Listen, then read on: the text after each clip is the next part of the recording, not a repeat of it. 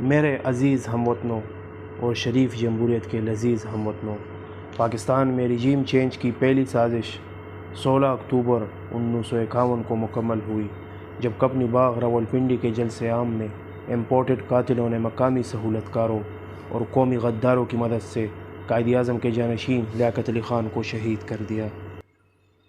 آج کا ہمارا پس منظر یہ ہے کہ پی ڈی ایم اور اس کے پروموٹرز سہولت کار الیکٹرانک میڈیا پر بیٹھ کر کہتے ہیں کہ امریکہ نے سرے سے عمران خان سے فوجی ہوائی اڈے مانگے ہی نہیں تھے۔ ان کا یہ بھی دعویٰ ہے کہ عمران خان نے motion of no confidence assembly floor پر آنے کے بعد 2 عدد کہانیاں خود گڑھ لی ہیں، جن میں سے پہلی کہانی یو ایس اے کی جانب سے پاکستان کے فوجی اڈے مغربی پڑوسی پر حملہ جاری رکھنے کے لیے مانگے گئے ہیں، جبکہ دوسری کہانی عمران خان کا اپنا تیار کردہ لیٹر گیٹ اسکینڈل ہے۔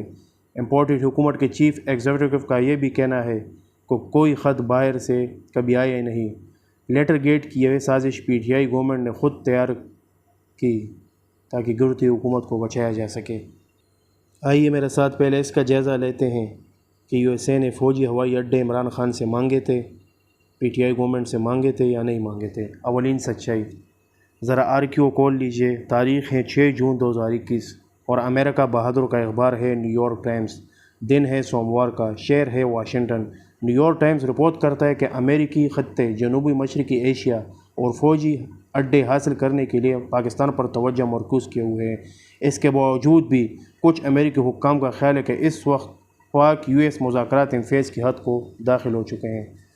تصدیق سچائی، نیو یارک پاک ٹائمز کی اسی رپورٹ میں یہ بھی دعویٰ کیا گیا ہے کہ یو ایس اے ایڈمنسٹریشن کے کچھ ذمہ دار حکام نے اخبار کو تصدیق کی ہے کہ ہم اڈے حاصل کرنے کا آپشن ابھی بھی میز پر موجود ہے اور اسی مقصد کے لیے ایک معاہدہ ہونا ناممکن ہے۔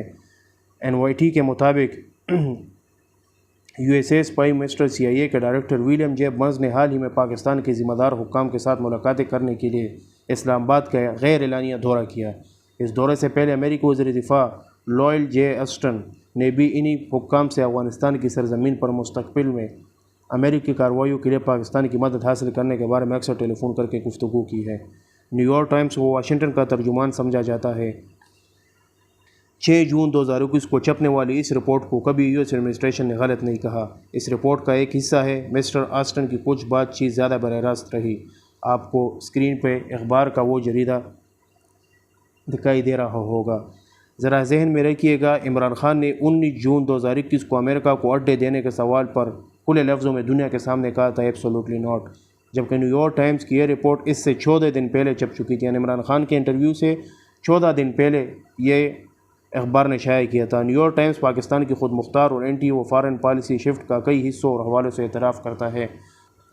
امریکہ کا پہلا اعتراف ہے کہ امریکہ کو اڈے پیش کرنے میں پاکستانی حکومت کی ہچکچاہٹ کا تجزیہ کرتے ہوئے رپورٹ کے الفاظ یہ ہیں: اسلام آباد میں موجودہ حالیہ حکومت کا طالبان کے خلاف کسی ایسے امریکی حملے پر دستخط کرنے کا کوئی امکان نہیں ہے جو پاکستان میں موجود کسی بھی اڈے سے لانچ کیے گئے ہوں۔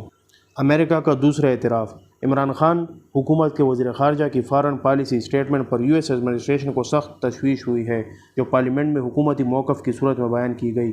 نیو یارک ٹائمز نے ان لفظوں میں رپورٹ کر رکھا ہے: پی ایم عمران خان جب تک اقتدار میں موجود ہیں وہ کسی بھی امریکی اڈے کی اجازت ہرگز نہیں دیں گے۔ امریکہ کا چوتھا اعتراف، اس رپورٹ میں خاص طور سے نوٹ کیا گیا ہے کہ پاکستان کی حکومت نے پبلک ہو کر یہ تسلیم کرنے سے انکار کر دیا ہے کہ وہ سی آئی اے کو پڑوسی ملک میں کارروائیوں کی اجازت دے رہی ہے۔ اس تناظر کا اگلا جائز سوال یہ ہے کہ کیا این وائی ٹی کی رپورٹ پاکستان میں خفیہ ہے یا یہ پبلک ہو چکی ہے؟ اس سوال کا جواب دینے سے پہلے یہ سوال تو لازماً بنتا ہے کہ کون سچا ہے اور کون جھوٹا سودا بھیجنے پر اصرار کر رہا ہے۔ اس پر فیصلہ قوم دے چکی۔ اپنے اجتماعی شعور کے اظہار کے ذریعے عمران خان کے ساتھ کھڑے ہو کر سازشوں کے ساتھ امپورٹڈ نگر میں عمران خان کا قصور صرف اتنا ہے کہ یہی کہا تھا: میری آنکھ دیکھ سکتی ہے کہ مجھ پہ ٹوٹ پڑا سارا شہر نابینا۔ ان واقعات کا خلاصہ یا نتیجہ پال کریگ رابرٹس کے لفظوں میں دیکھ لیتے ہیں، جو امریکہ کے سب کیبنٹ آفس ہولڈر، حالیہ عشرے میں یو ایس فارن پالیسی کے سب سے بڑے اوپوننٹ، معروف آتھر، اکانومسٹ، یونیورسٹی ٹیچر اور علماء کو متاثر کرنے والی بڑی آواز ہیں۔ پال کریگ رابرٹس کا یہ جملہ امریکہ سمیت ساری دنیا میں پھیل چکا ہے: Washington purchase the corrupt Pakistan parliament but loss the Pakistani people. آئیے اس سلسلے کی دوسری کڑی میں آپ کو لے چلتے ہیں۔ سال 2018 میں ڈونلڈ جے ٹرمپ کے سوشل میڈیا اکاؤنٹ پر ٹویٹ نمودار ہوتی ہے۔ مخاطب پاکستان ہے۔ پی ایم عمران خان کو حکومت میں آئے 18 اگست تا 19 نومبر، ابھی 3 مہینے 1 دن کا عرصہ غالباً ہوا ہے۔ یہ دنیاوی آندھتا کا شاہی فرمان جان لے جو بھیک منگوں کے لیے جاری کیا گیا۔ اس احتکامیز اور دل آزار ٹویٹ کے الفاظ یہ تھے، اسکرین پر آپ کو دکھائی دے رہے ہوں گے۔ We no longer pay Pakistan the billions because they would take our money and do nothing for us. Bin Laden being a prime example, Afghanistan being another.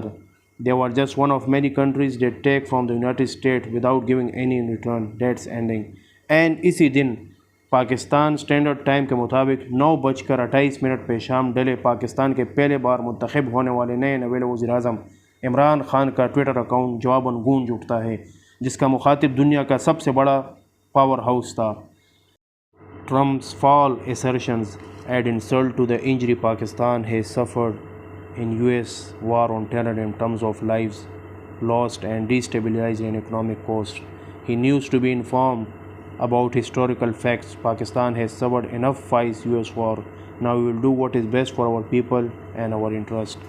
آپ کی توجہ کے لیے یہ بات دہرانا بہت ضروری ہے کہ یہ ٹویٹر کے ذریعے سے امریکہ کے ڈو مور کے والے مسلسل مطالبے پر پہلی بار ریاست پاکستان کی جانب سے نو مور کا جواب دیا گیا، جس کا سادہ مقصد اپنے ملک کے لیے اپنی غیرت کے مطابق فارن پالیسی بنانے کا اعلان تھا۔ یہ تب ہوا جب نہ تو کوئی پی ڈی ایم مارز وجود میں آیا تھا اور نہ ہی کوئی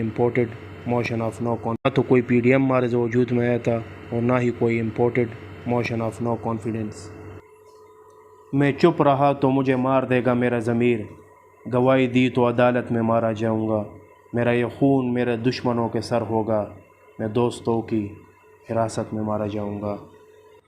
یہ تو تھے وہ حقائق جس پر آپ فیصلہ کر سکتے ہیں کہ کیا یو ایس نے پاکستان سے فوجی اڈے مانگے تھے، جس کا خلاصہ آپ کے سامنے آ چکا۔